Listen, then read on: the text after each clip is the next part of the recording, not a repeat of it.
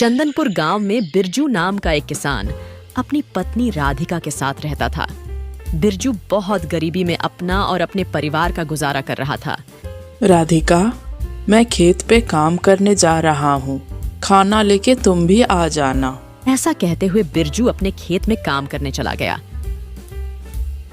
राधिका भी घर का काम करने के बाद बिरजू के साथ खेत में काम करती थी। दोनों बहुत मेहनत करते थे। दुनिया के तमाम लोगों की तरह बिरजू भी अमीर होने का सपना देखता था। एक दिन की बात है, जब बिरजू और उसकी पत्नी खेत से काम करके लौट रहे थे, तब दो लोग आपस में बात कर रहे थे। अरे तुम्हें पता है, पहाड़ी पर बने राम मंदिर में जो भी अपने मन की मुराद लेकर जाता है, उसकी मुराद पहाड़ी वाले मंदिर से पूरी हो जाती है। सच में क्या? विश्वास ना हो तो जाके देख लेना। घर जाने के बाद बिरजू राधिका से, कल सुबह हम भी उस पहाड़ी वाले मंदिर में जाएंगे। हाँ, जल्दी से बस ये रात खत्म हो जाए।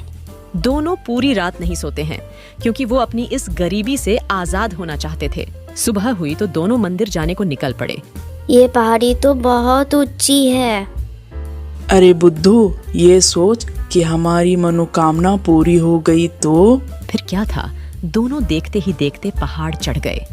फिर दोनों ने मंदिर के दर्शन किए और जैसा उन्होंने सुना था, बिरजू और राधिका के सामने भगवान राम प्रकट हुए और बोले, बोलो, तुम्हें क्या चाहिए? तुम 2 वरदान मांग सकते हो। बिरजू ने कहा कि वो अपनी पत्नी से विचार विमर्श करना चाहता है कि क्या वरदान मांगा जाए। बिरजू और उसकी पत्नी के बीच काफी बहस हुई कि आखिर क्या मांगा जाए। खजाना मांग लूं? सदा फसल देने वाला धान का खेत मांग लूं? हीरे जवाहरात मांग लूं? सदा मछलियों से भरा रहने वाला तालाब मांग लूं? कुल मिलाकर ये कि किसी भी बात पर उनकी मत एक नहीं हो सकी। इस पर बहसबाजी से झुंझलाकर बिरजू ने कहा, ओह, मैं तो चाहता हूँ कि भगवान तुम्हें बंदर बना दे। बिरजू के कहने की देर थी कि उसकी पत्नी बंदर बन गई।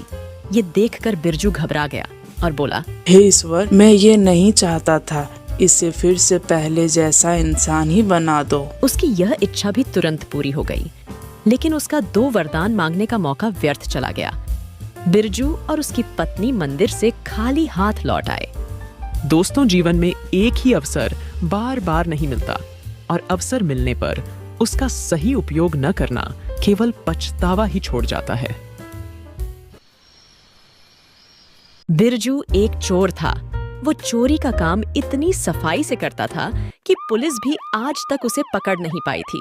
बिरजू रोज रात को चोरी के लिए निकलता और किसी न किसी बड़े सेठ के घर में चोरी कर ही लेता था।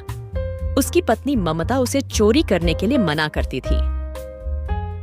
तुम्हें मैंने कितनी बार कहा है, ये चोरी का काम मत करो। किसी दिन पकड़े गए तो सोचा है मेरा क्या होगा?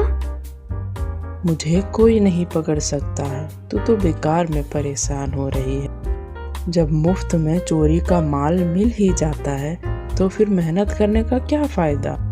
मेहनत की कमाई से खाने में जो स्वाद होता है वो चोरी की कमाई में नहीं। ममता को टोकते हुए बिरजू ने कहा, हाँ, मैं समझ गया। अब मुझे सोने दे, रात को मुझे चोरी पे निकलना है। ऐसा कह के बिरजू सो गया और रात होते ही चोरी करने निकल पड़ा। लेकिन उस रात वो किसी के घर पर चोरी नहीं कर पाता है। ऐसे ही कई दिन बीत जाते हैं, लेकिन बिरजू के हाथ कुछ नहीं लगता। आज भी कहीं चोरी करने को नहीं मिला। घर में रखा अनाज है तो उसी से कुछ बना लो। कई दिनों से कुछ हाथ नहीं लग रहा है। थोड़ी मेहनत मजदूरी कर लेते। बिरजू ने गुस्से से कहा, मुझे तो लगता है तेरी ही नजर लग गई है, हमेशा काम के लिए टोकते रहती है। ऐसा कह के बिरजू चला गया और ममता दुर्गा माँ के सामने प्रार्थना करने लगी।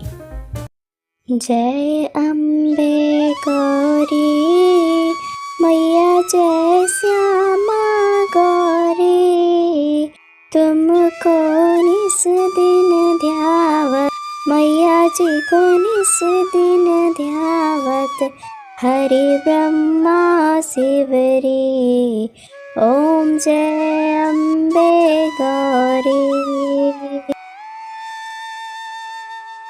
हे माँ, इनको थोड़ी सद्बुद्धि दो ताकि ये चोरी करना छोड़ दे और कुछ मेहनत मजदूरी करे। तूने देखा मोतीलाल सेठ ने कितना सुंदर मुकुट दान किया है मंदिर में। क्या चमक है उसकी, सुना है सोने की है। ये सारी बातें बिरजू सुन रहा था।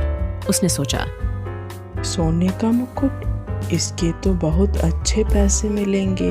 बिरजू रात को मंदिर में चोरी करने का विचार बनाता है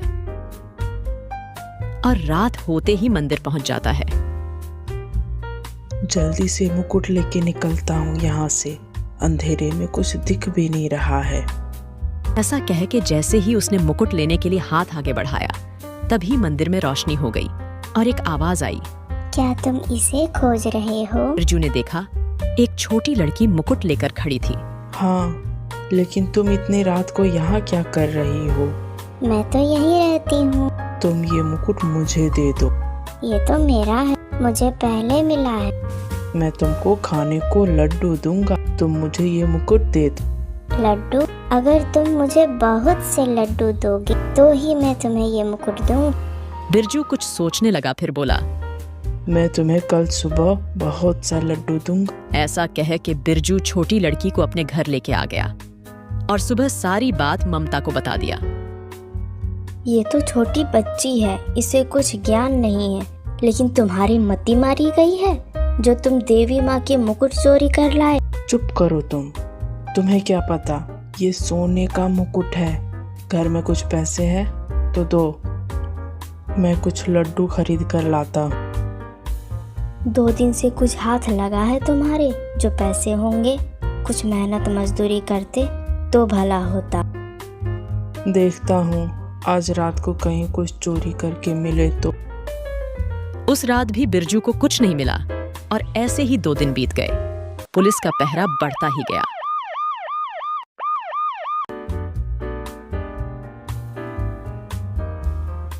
कैसे इंसान हो तुम? इस बच्ची ने 2 दिन से कुछ खाया नहीं है, तुम्हें थोड़ी दया भी नहीं आती? बिरजू ने सोचा, हम तो भूखे रह लेंगे, लेकिन ये बच्ची कैसे रहेगी भूखे? ऐसा सोच के बिरजू खाने की तलाश में निकल पड़ा। कहाँ से लाऊं मैं खाना? पैसा भी नहीं है मेरे पास। तभी एक सेठ उसके पास आया और बोला, क्या तुम मेरी मदद करोगी ये सामान मेरे घर तक पहुंचाने में? बदले में मैं तुम्हें कुछ पैसे दे दूंगा। बिरजू मान गया और सामान उस सेठ के घर तक पहुंचा दिया। सेठ ने पैसे देते हुए कहा, ये लो तुम्हारी मेहनत की कमाई। बिरजू ने उस पैसे से कुछ लड्डू लिए और घर आ गया। जब ममता ने छोटी बच्ची को लड्डू खाने को दिया तो उस बच्ची ने कहा, ये एक लड्डू तुम खाओ, तुम्हारी मेहनत की कमाई का है ना।